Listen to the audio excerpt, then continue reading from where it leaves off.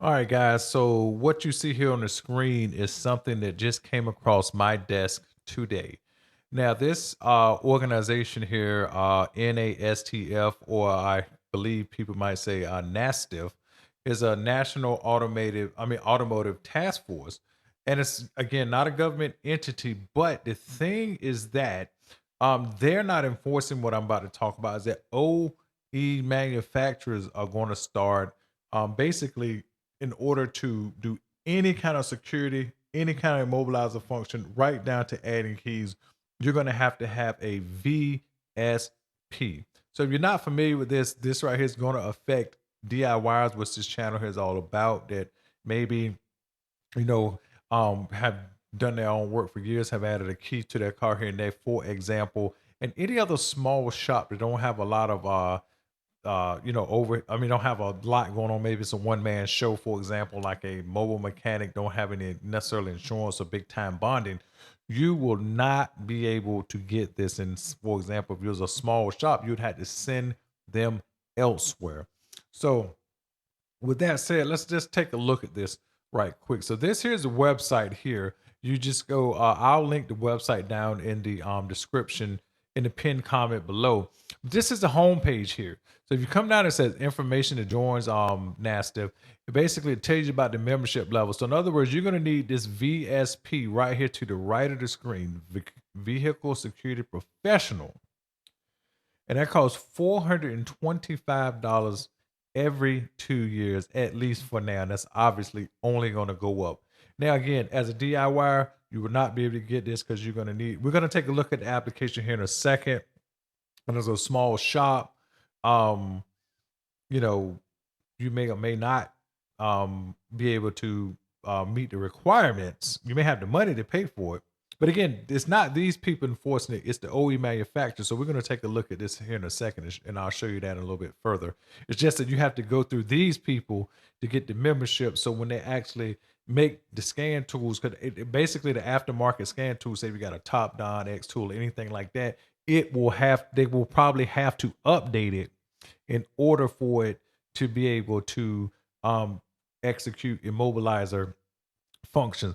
And again, now one thing I'm not clear on, is this going to be retroactive, meaning like, is this going to say if you got a 2010, like I got a 2010 Buick, will I be able to, because again, the software is not updated on my PCM, you know, unless they make the scan tool make you log into for immobilizer functions, you probably still have access to that. But I'm not entirely for sure how that's going to work. So that's one question I got. So anyway, it could definitely be going forward from now.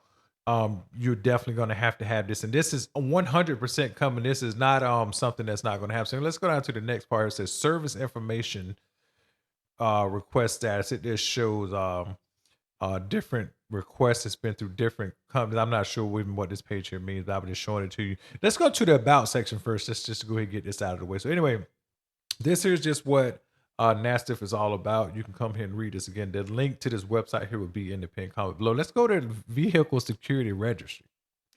This is interesting. So they talk about stuff here, but let's go down to the bullet points. So y'all can come here and read all of this stuff. But this program is again to thwart or reduce high-tech vehicle theft of security capable tools, and injury and property damage to technicians and shop who own these tools. So now this is coming in about 2 months or so, about 6 to 8 weeks, and you will need this VSP ID for scan to perform security functions, including add a key, all keys lost, immobilize functions, or any other process that the OE determines to be security related. Now, with that said, maybe some may have all of this, some of them may have less, but I at least hope that they just stop the adding a key thing, because that's pretty again, I think that they shouldn't go too far. Maybe all keys lost, maybe some of the mobilizer functions, maybe to like swap out or do some sort of manipulation, writing VINs to a mobilizer, something like that. I could probably get, I ain't gonna say I can get behind it, but I could somewhat see that. But I'm really hoping this add a key thing doesn't come to fruition, but I'm pretty sure it will be. So I'm not gonna fool myself here about that. So anyway, But again, don't forget this is the OE because right here it says any other process that the OE determines is security related. So basically, you're gonna have to have this login VSP. Perhaps the scan tool, aftermarket scan tool, is gonna have to be.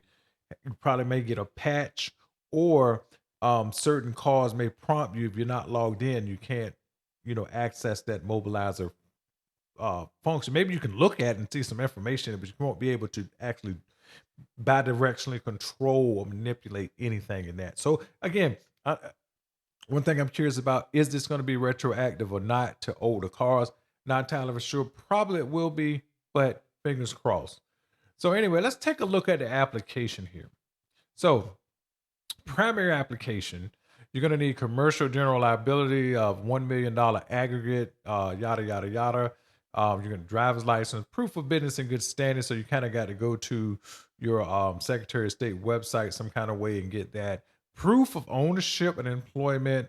You're going to have a locksmith license if required. So that's again something they're saying that they're pretty sure you're going to have to um, in order to add keys, you're going to have this here and additional items, they talk about here. So again, they also have another part. This is primary application. This is subordinate application as well, which is about the same thing. I'm not sure what this exactly mean, but I probably means like if you own a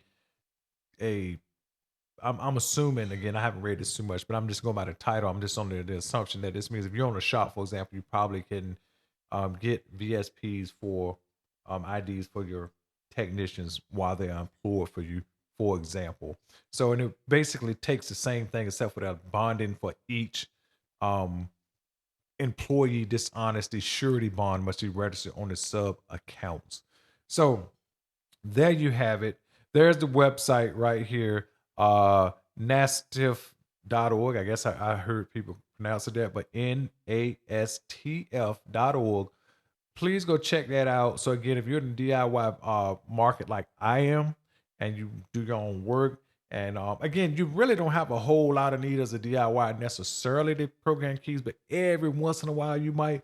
But say if you're a small shop, again, when I say small shop, I'm talking about like somebody who just might be a one man show, for example, that might be a mobile mechanic, or he might got his own, maybe a lift or two, and maybe work there himself, or maybe just like maybe he might got a help or something like that. Again, I'm saying a bigger shop probably is going to be able to handle them. When I say bigger shop, I'm talking like a shop, 4, 5, 6 technicians, got a service provider out front, and you probably got all the everything you easily would need in terms of having the bonds. Because that's probably just going to be the biggest thing. As far as the business being in good standing, you should have that, and all the other stuff is pretty much self-explanatory. You should have it, but not most one-man shows. A very small shop maybe would have such insurance. But anyway, there you have it. Here's the homepage again. Please check this out, and well, just let me know what you think down in the comments. I'd be happy to hear your comments because this is quite an interesting event that's coming to your scan tool perhaps very soon.